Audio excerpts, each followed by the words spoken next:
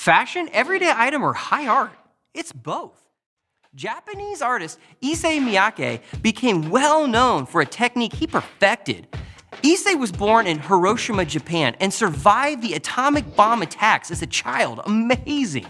He later lived in Paris and then New York City before returning to Japan to found his own studio, the Miyake Design Studio. In the 1980s, he began to experiment with pleating fabric vertically with hundreds of tiny folds. This process had been used before, back in the early 1900s. Italian designer Murano Fortuny made a name for himself with the Delphos dress, a gown made of silk folded into hundreds of delicate pleats. But Miyake took the technique a step further and made dresses that looked almost like sculpture. He would use armatures or frames, creating simple to complex abstract designs with this delicate silk fabric. Yet his fabrics were so comfortable to wear that he also designed items for everyday use. Fun fact, guess who designed those signature black turtlenecks Apple founder Steve Jobs wore? Yep, that was Miyake. Chances are you might even be wearing something inspired by Miyake designs. Amazing how fashion design really can be practical sculpture or wearable piece of art. Over at the Cincinnati Art Museum, we go behind the scenes at the museum's textile department to look at a prized Miyake in their collection. Let's go check it out.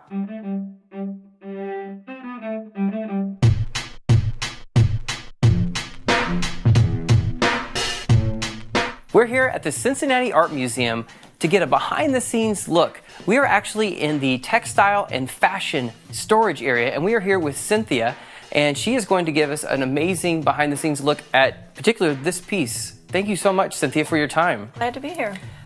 Tell us, I mean, this is incredible just looking at this. What are we looking at? This is a dress called the minaret dress by a Japanese designer whose name is Issey Miyake. He showed his first collection in Paris in the early 1970s and is still working today. Really cool. And his hallmark is really this pleating that we see in this piece. So this is actually called the minaret dress because it resembles a minaret, the tall, slender tower that has this kind of a shape. But he has created pieces that are very much related to origami. So another Japanese technique of paper folding. And he's created pieces that fold down into two-dimensional shapes, but then when you open them up, they become a three-dimensional dress on the body. Oh yeah, so I mean, I assume that once this is taken off, I mean, it just literally is going to collapse into itself. That's right, it just folds down flat in a big circle. I don't know much, so how difficult would it be with the pleating process in itself? Well, he pioneered this pleating with polyester fabric, so it's permanently pleated. And what he would actually do is create a garment that was oversized, so he would construct the garment and then put it into the pleater so that it would shrink down in size. So the garment was actually pleated after it was constructed.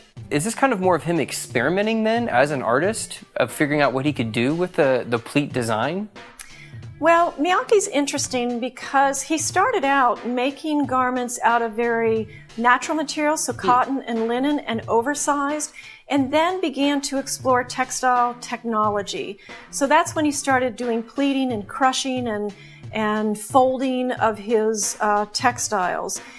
He's very interested in the technology, so he's pushed the boundaries in terms of creating new kinds of textiles for his particular designs. He's always looking for new ways to change the textile so that it will be comfortable to wear and move easily on the body. And this is a little bit unusual for him. It's a little more sculptural than he usually does, but many of his pieces are made so that the wear is kind of part of the design, so that it becomes more sculptural when you put it on. And also it is able to be arranged on the body in different ways by each individual who wears the piece.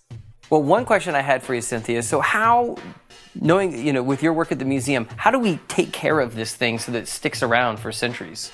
Well, we're in our storage area, which is temperature humidity controlled, so that's a very important element in caring for all works of art, is to keep them very stable in terms of temperature humidity.